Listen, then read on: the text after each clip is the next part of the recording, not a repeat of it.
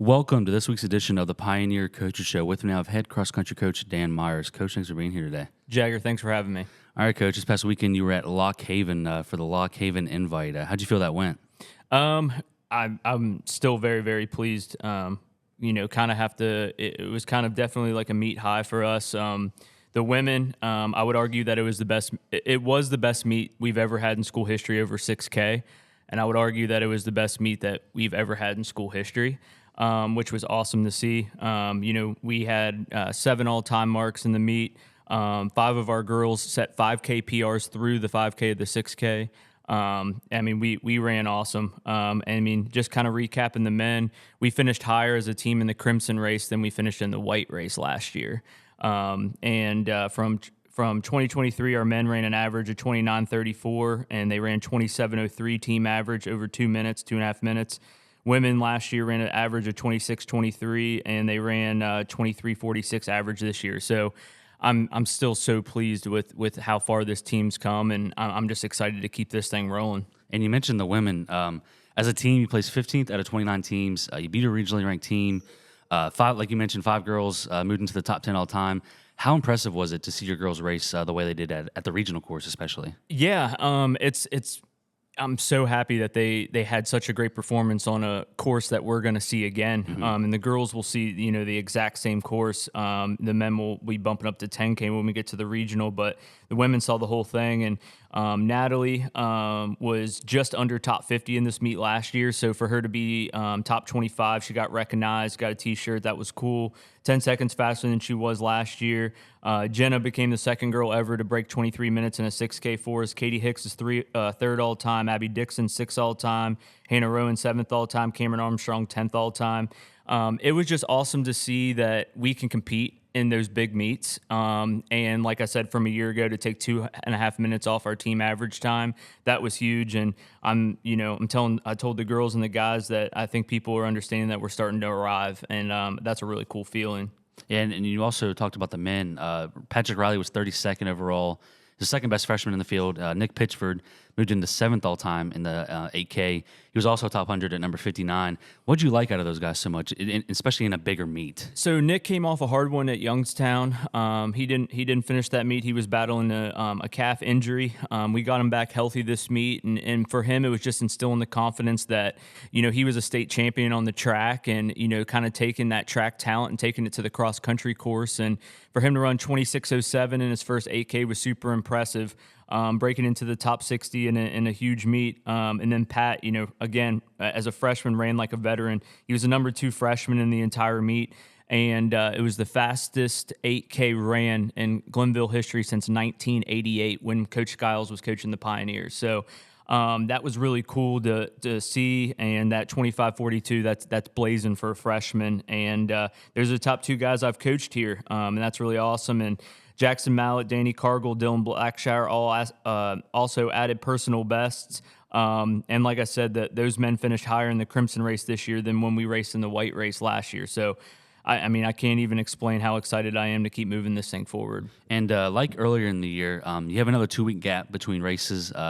What's that going to look like this time around as the season, has progressed a little bit? Yeah, so it was cool. That's why I'm so excited how Lock Haven went, because it was a flat course. It's usually a PR course, and we kind of got that out of the way, kind of scratched that itch, if you will. And now we're going to Carnegie, which is fair but difficult course, and that will help prepare us for conference. But really, in these next few weeks, we're going to just be hitting some hill workouts and kind of tuning up for that conference course, and making sure that, we're going to be coming down off the mileage here in a few weeks, but making sure we're maintaining and take care of our bodies, doing the little things. This group, honestly, like the women, we were pretty beat up going in this meet. I really did not know how it was going to go, but it's a testament to them and how tough they are, and how they worked through this last week on just seeing the trainer and like I said, always taking care of the little things. So, these next 2 weeks are going to be huge, and we just got to keep everyone healthy. Well, Coach, we appreciate you coming on today. Yep, thanks for having me. Welcome back to this week's edition of the Pioneer Coaches Show. With me now, head women's soccer coach J.R. Dodson. Coach, thanks for being here today. You're welcome, Jagger. I usually say it's nice to be here, but today it's not nice to be here. Coach, you say that because looking back at last week, you started out the week with a 2-0 defeat at West Virginia Wesleyan. Your thoughts on that loss? I'm without words, Jagger. It's that was a rough one. Our girls were mentally out of it the first half, and it's a rough one. We got to put behind us and try to move on. It's a team you should beat. I will say this about Wesleyan: they're a good team, and we're going to find out. This conference is going to find out they're going to get a lot more wins for they're a good team, and the new coach, he's been around the program for a long time. He was the men's assistant coach. Great guy, West Virginia boy. So he's been around the program for a lot, and you're going to see they're going to be successful. And then Sunday night, you played Concord.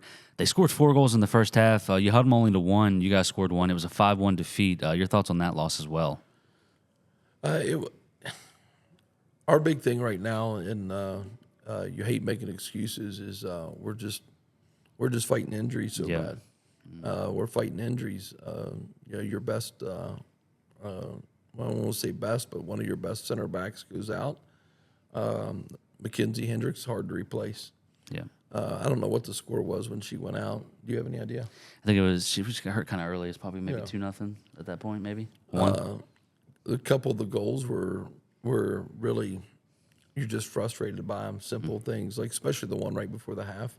There's like 0.2 of a second left. On not staying mentally connected. I think we figured it out at halftime what we needed to do to fix it. So I'm taking away as a positive. I know it's always you got to grow from your losses as well as the wins, and I think we grew a lot last night in knowing the challenges and mental toughness of playing without a McKenzie, playing without a Grayland, playing without a Brooklyn, playing without a Schwartz, and those girls. And we take it half by half, and so one of the things is we figured them out, and the season's long. Right? Yep. We get to see them again, and I'm already looking forward to it. And you started out the season 3-1. Since then, you dropped 3 straight. You've kind of seen the highs and the lows already. What's just kind of been the struggles these past 3 games? But, I'm surprised you even have to ask. It's injuries. Yeah. Injuries and mental toughness, and us trying to find our identity. Because when Grayland goes out, we lose our identity. We lose who we were in the middle. So it's taken us a while to try to figure back out, what our identity is as a team. And you have to have that. They have to know how they're playing and what they're doing. And honestly, I think in the second half of this game, we found that. We found how we're going to be moving forward. Now we just got to hope that we get Schwartz back healthy. Hope and pray Mackenzie's ankle's not broke, and be ready. I mean, it's going to be a tough game against Frostburg. Frostburg's Frostburg. And they're always tough, and they're going to be this year. And I always joke that somehow the conference likes giving us the toughest schedule in the world. But in the South, it's always tough, right? Yeah, it's a tough division no matter what. And then our first game into the North is probably the best team in the North. Yep. And you mentioned Frostburg State. It's not going to get any easier this week. You got Frostburg State on the road, Point Park at home. What do you expect, out of your girls after the way last week went, and just really how the last about week and a half has went with the slump? I think you're going to see us fired up. I think you're going to see us fired up. We're going to come out quick against Frostburg, and it's going to be a good game. Every game with Frostburg is a tough game, and it'll be a low-scoring game. Frostburg doesn't give up very many goals. I wish I'd looked at that stat before I came in. I bet you if you just take conference play, I bet you no one has scored 2 on them. Yeah, I would assume so too. And I think the only team that has scored 2 is one of the PSAC teams that they played early. I think you're going to see a dog fight, and it's going to be a mental game, and that's where depth helps you. Yeah. And Frostburg has that depth, so you're going to see a lot of our girls just have to dig in and fight for 90 minutes. Well, Coach, we appreciate you coming on today, and good luck this week. All right, thanks, Jagger. Welcome back to the Pioneer Coaches Show. With me, I have head volleyball coach Kiara Perkins. Coach, thanks for being here today. Thanks for having me. All right, Coach. Last week you only played once. You opened conference play with Fairmont State. Got swept 3-0. Just your thoughts on that game? Yeah, it was definitely like a good competition and kind of see where we're at and stuff. And I mean, Fairmont, they showed right from the get go that they wanted to win. They were there to win. And I mean, like really props to them. I mean, they're ranked number 1 in the NCAA in a few different stats within their team, and we kind of knew that going in, and we know that we need to push ourselves each and every day, and we're definitely making improvements every game, which is important and stuff, but it definitely showed like our weaknesses and stuff that we still really need to focus on. And it seems like it's kind of been a trend here lately. The first 2 sets, especially when you get swept, it's been a little bit lower, but then that third set, it seems like the team really picks it up. Has it just been a trend throughout the game? Like, how can you get your girls to start that way, in the first set, not the third set? It's definitely been a trend, and I mean, at the very beginning of the game and stuff, we were going back and forth with points, and it's just not necessarily running out of steam, but like as the game goes on, we kind of forget. Like being able to finish that? Yeah. So that's definitely one thing that we're going to be focusing on for the rest of the season, and just going to be keeping in mind. And then you'll come back into conference play this week. You host, or actually travel to Davison Elkins tomorrow night. They're 4-5 right now. What have you seen so far out of them? So far, I mean, it goes the same thing with really any team that we play, especially in this conference, because, I mean, any given day, like, it shows that any team can win. Mm-hmm. And so really just going in that mindset, really remaining humble every single game, and just really we got to focus on the stuff that's going on our side before really what the other teams are doing. And then you'll finish out the week at Wesleyan on Friday.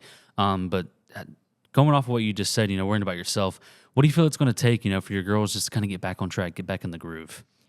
I think really to just get back on track is, I mean, we talk about it every single day. We talk about the characteristics and stuff that we need to have as a team that's really going to help us to get to where we know we can be. And, I mean, that's just being disciplined and having that accountability piece. And I think it's definitely growing each and every day, but it's going to be like as to when it's going to get there and it's going to click. And like really, that's what I'm waiting for. Well, Coach, we appreciate you coming on today, and good luck this coming week. Thank you.